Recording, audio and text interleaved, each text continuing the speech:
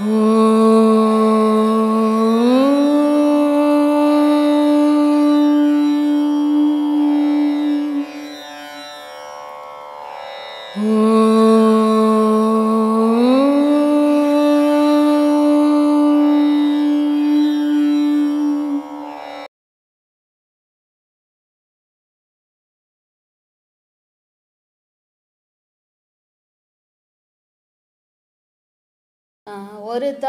தாய் வந்து 2 குழந்தைங்க இருக்காங்கன்னா ஒரு தாய் மட்டும் ஏங்கய்யா ஒரு வஞ்சனை பண்றாங்க?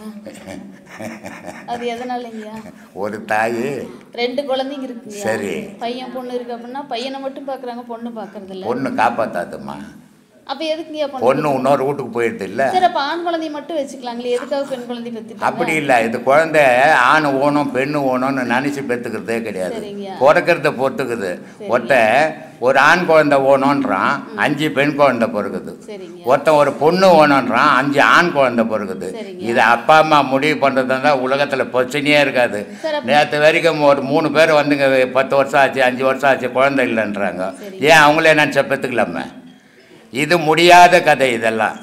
ஆனால் ஆணை தாய் தப்ப விரும்பத்துக்கு எதுக்குன்னா பெண்ணை விரோதம் பண்ணால் கூட அது அடுத்த வீட்டுக்கு போயிடுறது. அதனால் பிரச்சனை இல்லை. பையனை விரோதம் பண்ணிக்கின்னா வீட்லேயே இருக்கிறதாச்சே, அது பகையை வளர்ந்துடாதா?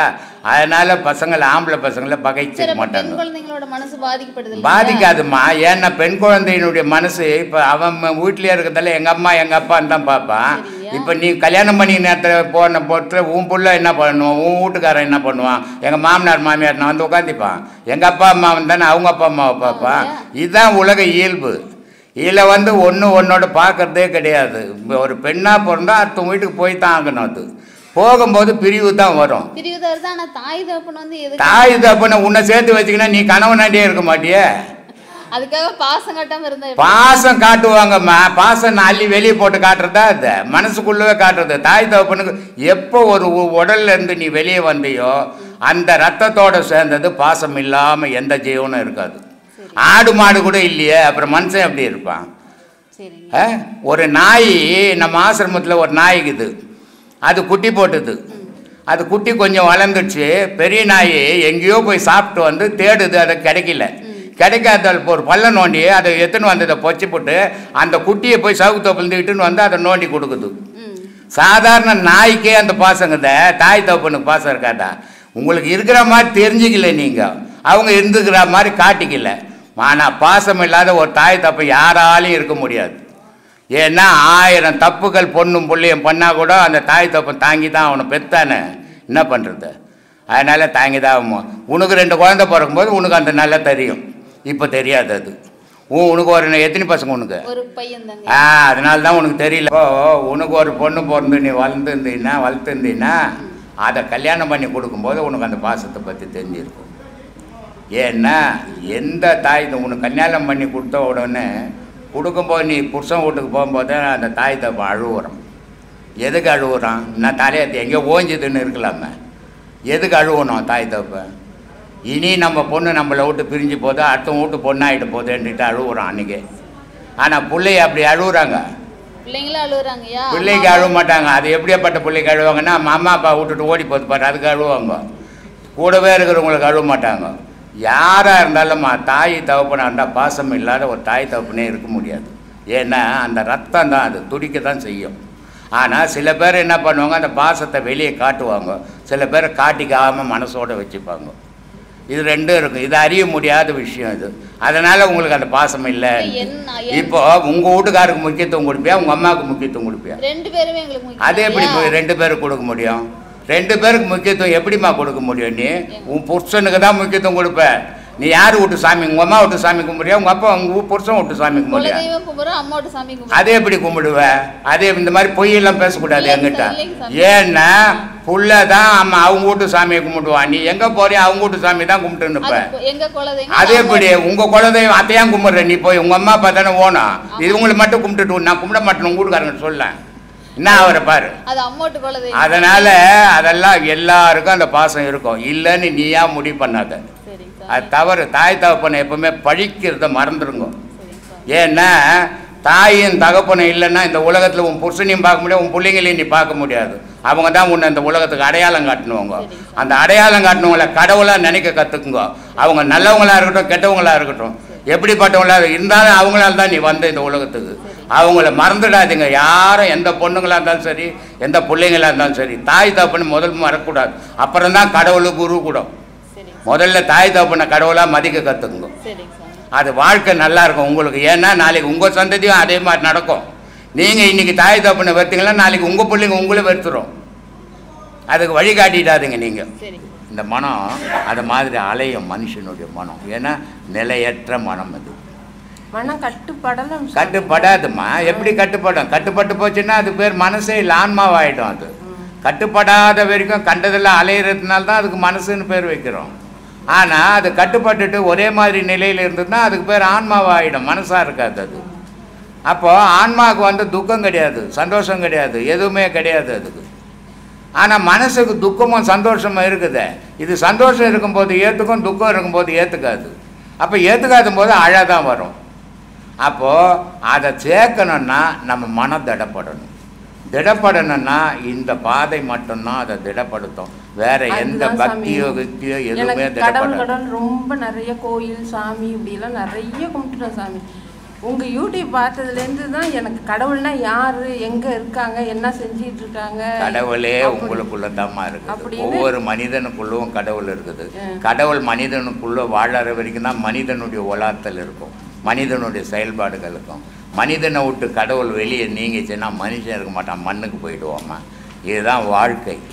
கடவுள் இப்போ எவ்வளோ கடவுள்கள் இருக்குது உலகத்தில். இந்து மதத்தில் கடவுள் இருக்குது, புத்த மதத்தில் கடவுள் இருக்குது, கிறிஸ்துவ மதத்தில் கடவுள் இருக்குது, முஸ்லீம் மதத்தில் கடவுள் இருக்குது. எந்த மதத்து கடவுளாவது எனக்கு ஒரு வீடு வேணும்டான்னு கட்டிக்கிச்சா? எங்கன்னா கட்டி இருக்குதா? எல்லா கோவிலுக்கும் அது சர்ச்சியாக இருந்தாலும் சரி, மசூதியாக இருந்தாலும் சரி, இல்லை இந்து கோயில்களாக இருந்தாலும் சரி, எதுவாக இருந்தாலும் மனுஷன் தான் கட்டுறான். ஏன் மனுஷன் கட்டுறான்? வேறு எந்த மிருகமாவது கட்டுதானா? எதுவும் கட்டுறதில்லை மனுஷனுக்குள்ளே. அதனால தான் நான் சொல்லியிருப்பேன், எல்லா மிருகமும் உலகத்தில் 84,000 கோடி ஜீவராசியும் குனிஞ்சே நடக்குது. மனுஷன் மட்டும்தான் தான் நிமிர்ந்து நடப்பான். ஏன் மனுஷனுக்கு மட்டும் நிமிர்ந்து நடக்கிற ஆற்றல் மற்றெல்லாம் குனிஞ்சு நடக்கிற மாதிரினா கடவுளுடைய சாயல் தான் அதில் எல்லாம் இருக்கும். மனுஷனுக்குள்ளே கடவுளே இருக்கிறான். அதனால் மனுஷன் நிமிர்ந்து நடக்கிறான். உலகத்தையே இயக்கக்கூடிய ஆற்றல் மனுஷங்கிட்ட தான். கடவுளுக்கு அடுத்தபடியாக மனுஷங்கிட்ட தாங்குது, மற்ற ஜீவராசி. ஆமாம். அப்போது இந்த கடவுளாக இருக்கப்பட்ட மனிதனுக்குள்ளவே இருந்து கடவுள் கோயில்களை கட்டிக்கின்னு அதுவே வழிபட்டுக்கினுக்குது. தன்னை தானே அர்ச்சிக்கிற மாதிரி கதை அது. தன்னை தானே கும்பிட்டுன்னுக்குது. அதுவே கோயில் கட்டுது, அதுவே போய் அங்கே கும்பிட்டுது. அப்போது இறைவன் நமக்குள்ளவே இருந்து இந்த உலகத்துக்கு அடுத்த ஜென்ரேஷனுக்கு வழி காட்டுறதுக்கு இந்த கோயில்களை கட்டுறோம்.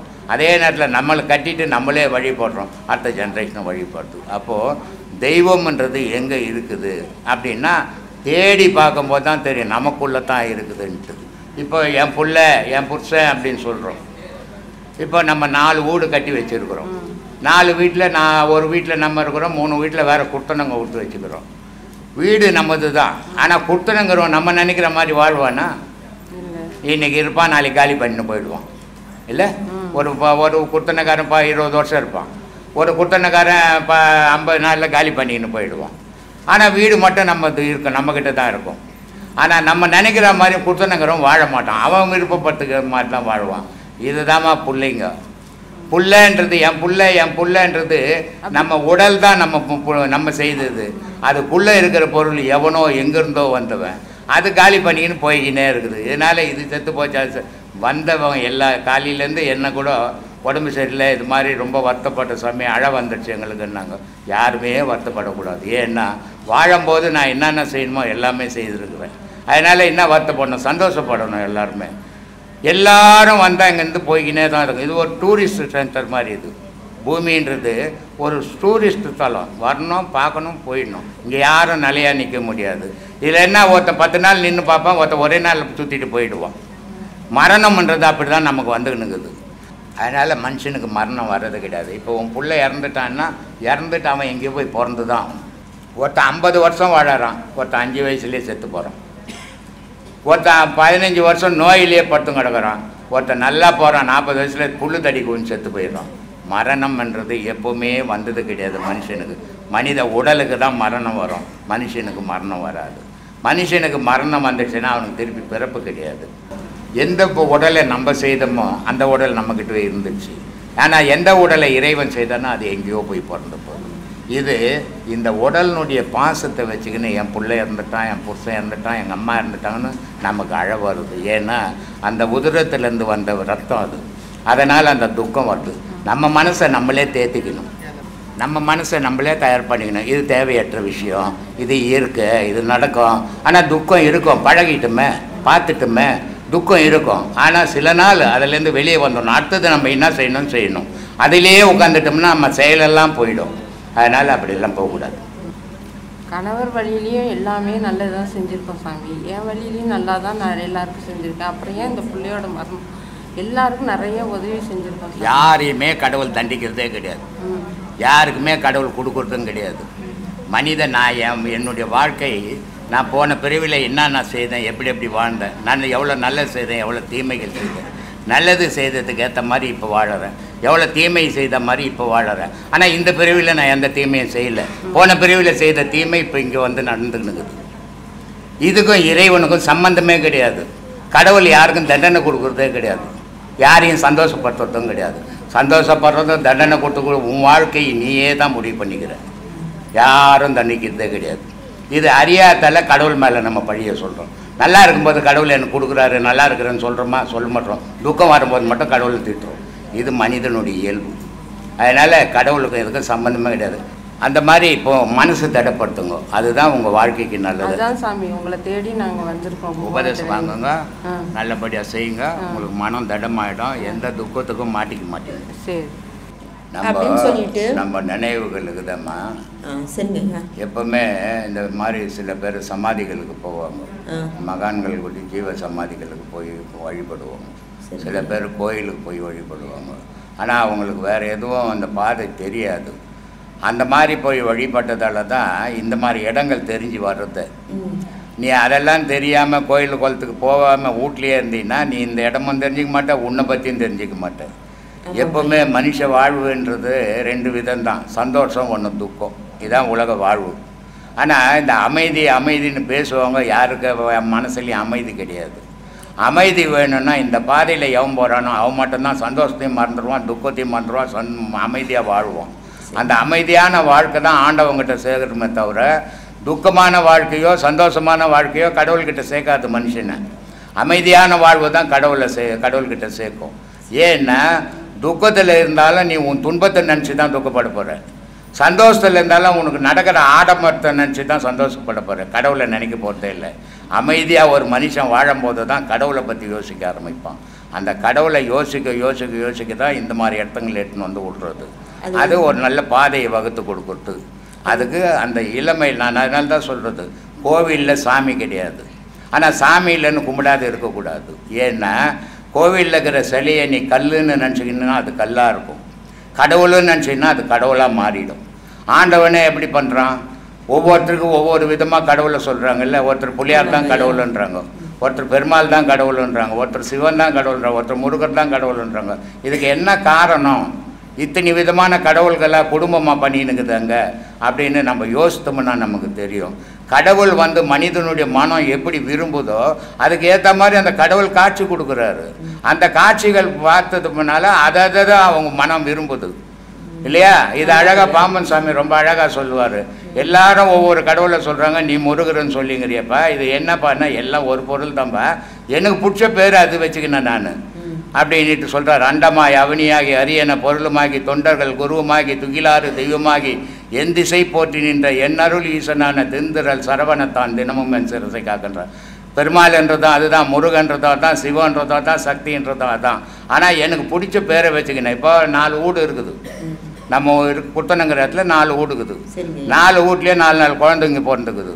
4க்கு நம்ம வச்சுக்கிற பேரை வச்சுக்கிறாங்க, அவங்க ஒவ்வொரு பேர் வச்சுக்கிறாங்க. ஆனால் எல்லாமே குழந்தைங்க தான், பேர் ஒவ்வொன்றுக்கும் ஒவ்வொரு விதமாக வச்சுக்கிறோம். அது மாதிரி கடவுள்ன்றது ஒரு பொருள் தான், அதுக்கு மனிதனுடைய மனம் ஏங்குற மாதிரி அதுக்கு ஒரு பேரை வச்சுக்கினானே தவிர கடவுள் அத்தனை விதமாக இல்லை. உலகத்துக்கே ஒரு கடவுள் தான், அதுதான் இந்த உலகத்தையே இயக்குது. அது எப்படி இருக்குதுன்னா இந்த கிரகங்கள்லாம் கடந்து நிற்கிது. அது அது எதால் வழிபட முடியும்? மதத்தால் வழிபட முடியுமா? மதத்தால் வழிபடுவோம். ஜாதியால் வழிபடுமா? ஜாதியாலையும் வழிபடுவேன். சந்தோஷத்தால் வழிபட முடியுமா? அதுவும் முடியாது. துக்கத்தாலையும் முடியாது. அமைதியால் மட்டும்தான் ஆண்டவனை அடைய முடியும். அந்த அமைதியை நேரத்துக்கு தான் இங்கே சொல்லி கொடுத்துன்னுக்குறோம்மா. அதனால் அந்த பாதையில் போனீங்கன்னா உங்களுக்கு நல்ல கடைசி காலம் நல்லா இருக்கும். எந்த துன்பத்திலையும் மடாத, எந்த துக்கத்திலையும் விழாமல் வாழ்வீங்க. இல்லைன்னா இப்போ இருக்கோம், நல்லா இருக்கிறோம், சந்தோஷமாக இருக்கிறோம், சில நேரத்தில் எப்போ துக்கம் வருது என்னது கடைசிட்ட காலத்தில் தள்ளாடும் போது நமக்கு ஐயோ யாருமே இல்லையன்ற நினைப்பு வரும். அந்த நினைப்புக்கு கடவுள் இருக்கிறான்ற நினைப்பு உண்டாக்கணும்னா அது இப்போதுலேருந்து நீங்கள் அதில் போனீங்கன்னா தான் அந்த நினைப்பு வரும். அதனால் அந்த மாதிரி பயணம் இந்த பாடத்தில் அது சத்தியமாக வந்துருச்சு எங்களுக்கு. அதுதான் இது வந்துட்டு என்ன எந்த ஜென்மத்தில் நாங்கள் புண்ணியம் பண்ணமோ உங்களை மாதிரி எங்களுக்கு ஒரு குரு கிடைக்கிறதுக்கு நிஜமாவே நான் 7 ஜென்மத்தில் புண்ணியம் பண்ணியிருக்கணும். ரொம்ப சந்தோஷம். அப்படிதான் நான் நினச்சிட்டு போகிறோம். அப்புறம் நாங்கள் என்னோட அனுபவம் ஒன்று சொல்கிறேங்க ஐயா. நான் மதால உபதேசம் வாங்கினேன். வாங்கிட்டு ஒரு வாரம் இருக்கோம். நைட்டில் அப்படி தான் திடீர்னு ஒரு கனவு வந்தது. அதில் எப்படின்னா ஒரு பெரிய கிரவுண்டு இருக்குது. அதில் நீங்கள் நிற்கிறீங்க ஒரு ஓரமாக, ஆனால் நிர்வாணமாக தான் இருக்கீங்க. அது இது சைடில் ஒரு பக்கம் யோகம் சொல்லித்தராங்க, ஒரு பக்கம் இது அந்த கம்பம் சுற்றுவாங்களே அதெல்லாம் சொல்லித்தராங்க ஐயா. அவ்வளோ பெருசு டக்குன்னு வந்தது. அதோட நானும் செய்வதில்லை இந்த மாதிரி வந்திருக்கேன் அப்படின்னு சொல்லிட்டு நானும் இங்கே யார்ட்டையும் சொல்லலை. அதை இப்போ தான் உங்கள்கிட்ட சொல்கிறேன் நான். அப்புறம் ஒரு வாட்டி நீங்கள் பேசும்போது உங்களுக்கு சிலம்பம் தெரியும்னு சொன்னீங்க. எனக்கு ரொம்ப ஷாக்காக போச்சு. ஐயாவை நம்ம அந்த மாதிரி அங்கே பார்த்தோம், சிலம்பம் கற்றுத்தராங்க ஒரு இடத்துல யோகம் பண்ணுறாங்க. அது பேர் கடைசியில் ஐயா சிலம்பம்லாம் நான் கற்றுக்கிட்டேன், நான் அப்படி இருந்தேன்னு ஒரு ஒரு இதில் சொன்னேங்க வீடியோவில். அப்போ எனக்கு ரொம்ப ரொம்ப ஷாக்காக போச்சு. தெரியவே தெரியாது எனக்கு அதை பற்றி. ஆனால் கனவுல அந்த மாதிரி வந்திருக்கீங்க நீங்கள். எனக்கு அது என்ன மிராக்களோ என்னவோ எனக்கு தெரியலைங்க ஐயா. எப்போவுமே நம்ம மனம் உண்மையான விஷயத்தை நம்பி பயணம் பண்ணும்போது சில உண்மைகள்லாம் நமக்கு தெரியாமையே தெரிஞ்சிடும். அந்த மாதிரி தெரிகிற விஷயங்கள் இது நான் இளமையிலேருந்து எல்லா விதத்துலேயும் பாக்ஸிங்லேருந்து சிலம்புலேருந்து ஞானத்துலேருந்து எல்லாத்துலேயும் ஈடுபட்டேன். கடைசியாக எல்லாமே போய் கடவுள் பாதை ஒன்று தான் மெய்யின்னுட்டு இந்த கடவுள் பாதையில் நின்று இருக்கிறேன். இன்றைக்கி இவ்வளோ பெரிய ஸ்தாபனமாக கட்டியிருக்கிறோம். இதுக்கு பல ஆயிரம் பேர் உதவி பண்ணியிருக்கிறாங்க. அந்த உதவியால் இவ்வளோ பெருசாச்சு. இன்றைக்கி இவ்வளோ கூட்டம் உட்கார்ற அளவுக்கு இங்கே இடம் உருவாச்சு, கட்டியிருக்கிறோம். இதெல்லாம் எப்படி உருவாச்சு? நம்ம வாழும்போது உலகத்துக்கு ஏதாவது செய்துட்டு போயிடணும். நமக்கு எப்போ வேணாலும் மரணம் வரலாம், ஆனால் வாழறதுக்குள்ளே என்ன செய்ய முடியும் அதை செய்திடணும். அப்படி இந்தம்மா செய்துன்னுக்கிறேன். என்ன அது நல்ல காரியங்கள் செய்யணும். நம்ம வாழ்க்கையில் நம்ம பிறந்தது இந்த உலகத்தில் எதையாவது ஒரு அடையாளம் பண்ணி வச்சுட்டு போயிடணும். அதை தான் பண்ணின்னு இருக்கிறோம். இந்த அடையாளத்தாலே இன்றைக்கி எத்தனை ஆயிரம் பேர், எத்தனை லட்சம் பேர் உபதேசம் வாங்கியிருக்கிறாங்க. எவ்வளோ பேர் அதை நல்ல பலன் அடைஞ்சி இருக்கிறாங்க. அந்த வழியை நம்ம காட்டி கொடுக்குறதே ஒரு பெரிய சந்தோஷம்தான். இதனால் இது காசுக்கோ பணத்துக்கோ இது விற்கிற பொருள் கிடையாது. இது இன்றைக்கி புக்கு படிச்சுட்டு எல்லோரும் உபதேசம் கொடுக்குறேன்னு ஹோட்டலுங்களில் கொடுத்துங்கிறாங்க. இதெல்லாம் அப்படி கொடுக்கக்கூடாது. அப்படிலாம் முறை இல்லாமல் போகக்கூடாது. முறையோட குரு உபதேசன்றது தனித்த குரு சீடனுக்கு சொல்லிக் கொடுக்குற விஷயங்கள் இது. அப்படி சொல்லிக் கொடுத்தா தான் அவனுக்கு புரியும். கூட்டம் கூட்டிலாம் சொல்லிட்டு போக முடியாது. இது என்ன மத சபையாக? இது மத சபையாக இருந்தால் கூட்டமாக என்ன பேசிட்டு போகலாம். இது ஆன்மீகம், தெய்வீகம். அது சரியாக போனால் தான் போக முடியும். அதனால் நீங்கள் சரியாக போங்க, பின்னாடி உங்களுக்கு அது தைரியத்தை கொடுக்கும். எங்கள் வீட்டில் நான் பெரிய பொண்ணு, என் தங்கச்சி இருக்காங்க, தம்பி இருக்காங்க, 3 பேர். இப்போ எல்லாம் நாங்கள்லாம் ஒரே கொஞ்சம் தள்ளி நான் இருந்தேன். எங்கள் அத்தை பிள்ளை தான் எனக்கு கல்யாணம் பண்ணி வச்சேன். என் தங்கை மேலேயே இருந்தாங்க. தம்பி கல்யாணம் பண்ணதும் தனியாக போயிட்டாங்க. அதனால் எங்கள் அம்மா அப்பாவுக்கு கொஞ்சம் ஒரே பையன் ரொம்ப செல்லமாக வளர்த்து பொண்டாட்டி வந்ததும் விட்டுட்டு போயிட்டானே அப்படின்ட்டு அந்த ஃபீலிங்கில் அவங்க ரொம்ப கோவத்தில் இருந்தாங்க புள்ள மேலேயே. 2வது குழந்தை பிறந்து கூட போய் பார்க்கல யாருமே. நாங்கள் ஒரு ஆள் தான் போய் பார்த்துட்டு வந்தோம். அவ்வளோ அவங்களுக்கு ரொம்ப மனசு கஷ்டமாயிடுச்சு. அப்புறம் இப்போ 4 வருஷத்துக்கு முன்னாடி எங்கள் அப்பா இறந்துட்டாருங்க. அப்போ வரப்போ கூட எங்கள் அம்மா என் தம்பி கையால் எதுவும் பண்ணக்கூடாது, அவ்வளோ வைராக்கியமாக இருந்துட்டாங்க. அவங்க அவ்வளோ மனசு உடஞ்சி போயிட்டாங்க. அந்த பொண்ணு போனதுக்கப்புறம் எங்கள் அம்மாவையும் எதுவும் மதிக்கலை, கூப்பிடவும் இல்லை. இப்படி இந்த தர்ம சங்கடத்தில் நாங்கள் எல்லாம் வாழ்ந்துட்டு இருந்தோம் எல்லாருமே.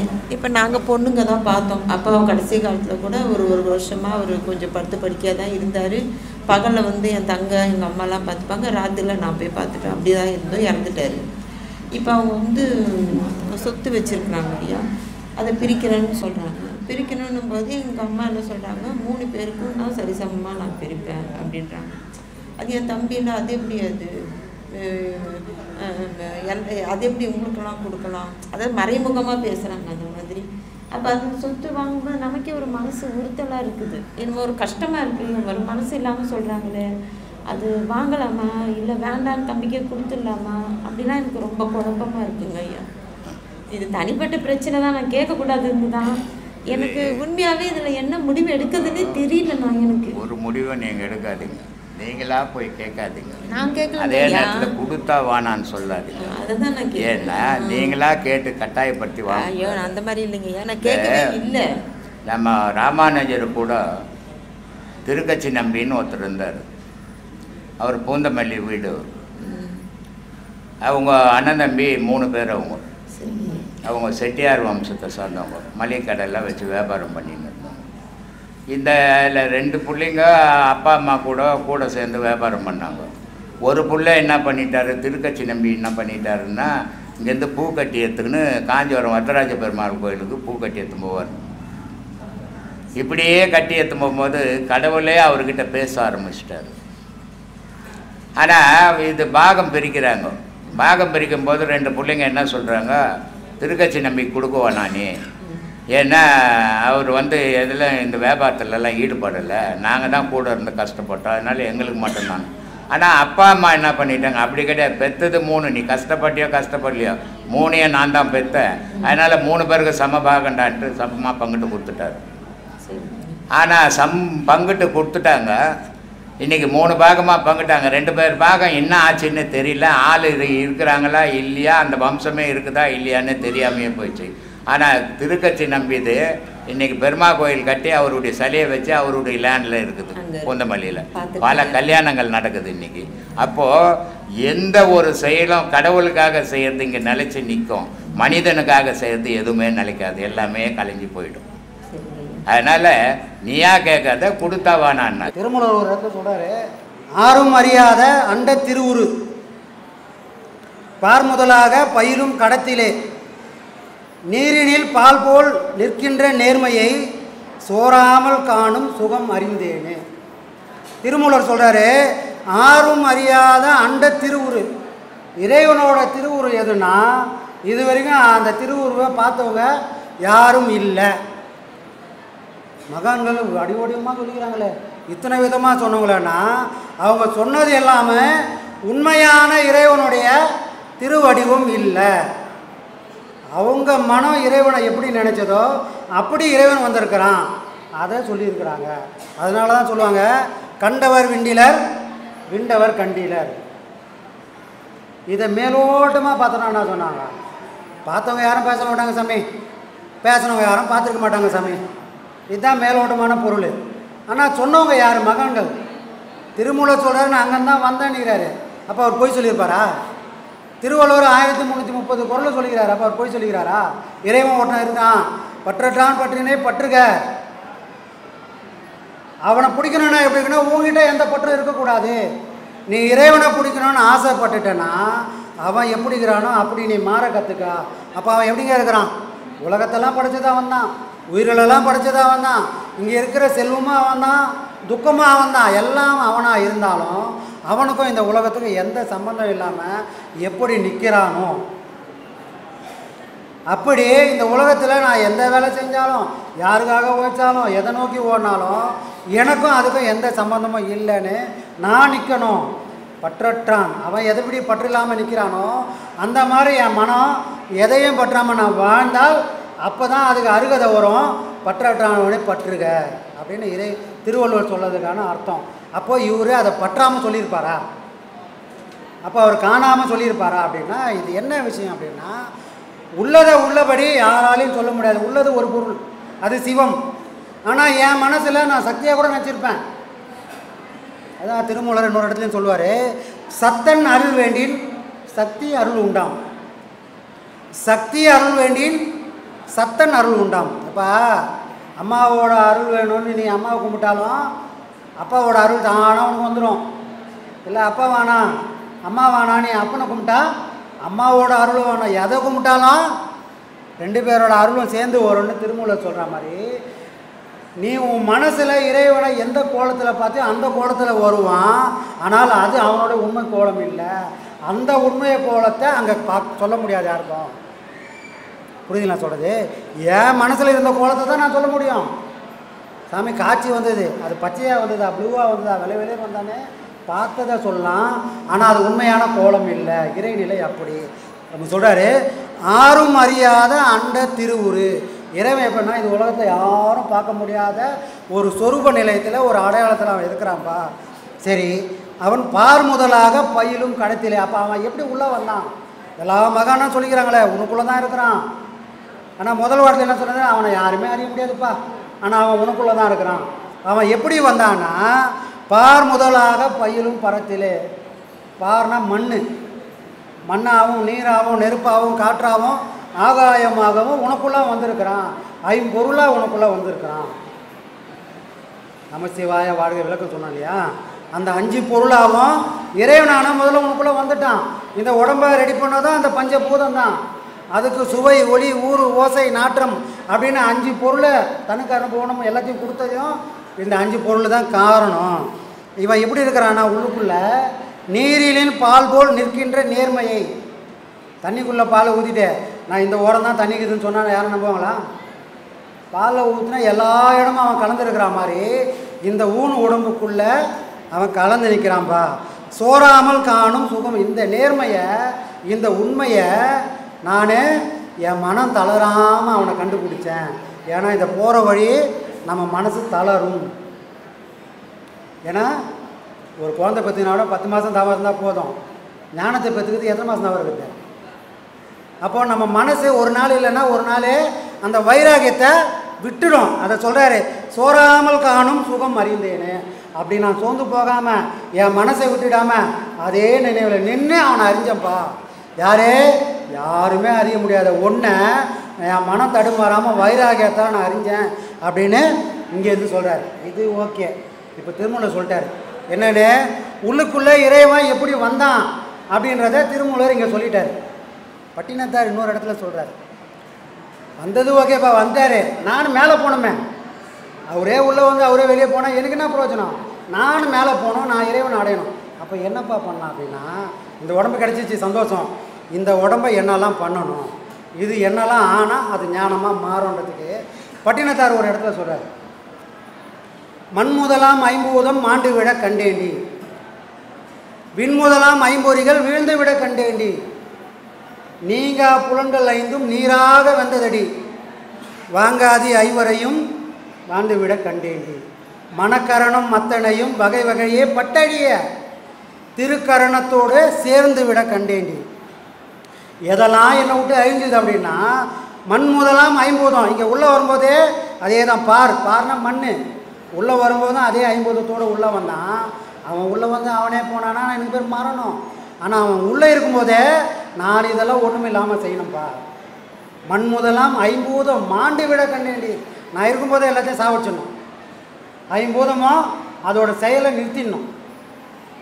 விண்முதலாம் 5 நாக்கு இருக்கும், அதுக்கு சுவை தெரியாது, கண் இருக்கும், அது எதையும் பார்க்காது, காது இருக்கும், எதையும் கேட்காது, என்னை தொட்டால் என்னால் உணர முடியாது. அப்படி ஒரு ஜடமாக நான் மாறணும். விண்முதலாம் 5 விண்டு விட கண்டேண்டி, நீங்கா புலன்கள் 5. நான் சும்மா தான் உட்காந்துக்கிறேன், தவம் பண்ண தான் உட்காந்துக்கிறேன். சும்மா ஒரு சலசலப்பு வந்தால் கூட காது போகுது, யார் போகிறது அப்படின்னு. அப்போது புலன்களுக்கும் நமக்குமான உறவு கட்டாகலை. அது அங்கே சொல்கிற நீங்கா புலன்கள் 5. அது என் மனசை விட்டு மனசுக்கும் உறவு புலன்களுக்கும் உறவு பிரியல. ஆனால் அதை பிரித்தாதாண்டா எனக்கு மோட்சம். அது கூடவே நான் உறவாடி இருந்தேன்னா எனக்கு விடுதலை இல்லை. நீங்கா புலன் 5 நீராக வந்ததடி, சாம்பலாக போச்சுடா. ஏன்னா அது செய்யவே தெரியல, ஒரு விஷயமா அதெல்லாம் பண்ண முடியல, அதை நான் அழிச்சிட்டேன். இங்கே வந்ததுக்கு வழியை சொல்லிட்டாரு பட்டினத்தார். உள்ளே இருந்தேனே தப்பிச்சு போகிறதுக்கு வழியை சொல்கிறார். நான் எப்படிலாம் ஆகணும் அப்படி, இந்த உடம்பு சாகாமல் செத்து இருந்தால் அது ஞானம். அப்படி ஒரு ஞானம் வந்தால் அதுதான் மரணம் இல்லாத பேரானந்த நிலை. ஞானிகளுக்கும் ஞானம் அடைந்தவங்களுக்கும் மரணம் இல்லை. அதை திருமூலரும் இன்னொரு பாட்டில் பட்டினத்தாரும் சொல்கிறார். அப்போ நமக்கும் இவ்வளோ விஷயமா நடக்க தெரியணும். சாமி சாப்பாடே பிடிக்க மாட்டேங்குது சாமின்றாங்க, நான் என்ன பண்ண ஊட்டிய விட முடியும்? மனக்கரணம் அத்தனையும் வகை வகையே பட்டடிய. அந்த சுவையை யார் பார்த்து? வெறும் நாக்கு தெரியுமா? குணத்துக்கு நாக்கு இருக்குது, நல்லா சக்கரை பொங்கல் நெய் ஊற்றி அந்த வச்சோம்னா அது சுவைக்குமா? அதுக்கு ஏதாவது உணர்வு தெரியுமானா தெரியாது. ஏன்னா அது இதுக்கு முன்னாடி உள்ள ஒரு பொருள் தான் சுவைச்சிருந்தது. இது வெறும் கருவி, இது போட்டால் உள்ள தள்ளும், அவ்வளோதான் இதோட வேலை. ஆனால் அதை பிரித்து பார்த்து இதில் நெய் இருக்குது, இதில் முந்திப்பருப்பு இருக்குது, இதில் வெள்ளம் இருக்குதுன்னு சுவைச்சு பார்த்தது யாருன்னா மனம், மனக்காரணம். அப்போ முதல்ல எதெல்லாம் அழியணும் அப்படின்னா மனக்காரணம் அழியணும். புணங்கள் போகிற வழியெல்லாம் போக விடாமல் அதை இழுத்து கட்டணும். இழுத்து கட்டி இப்படி கட்டுக்கோப்பாக வாழ்ந்தால் அதனால் அடைவது ஞானம். அந்த ஞானம் அடைஞ்சால் மரணம் இல்லாத ஒரு நிலை. சரியா சாமி? சரி சார். சொல்லு சாமி.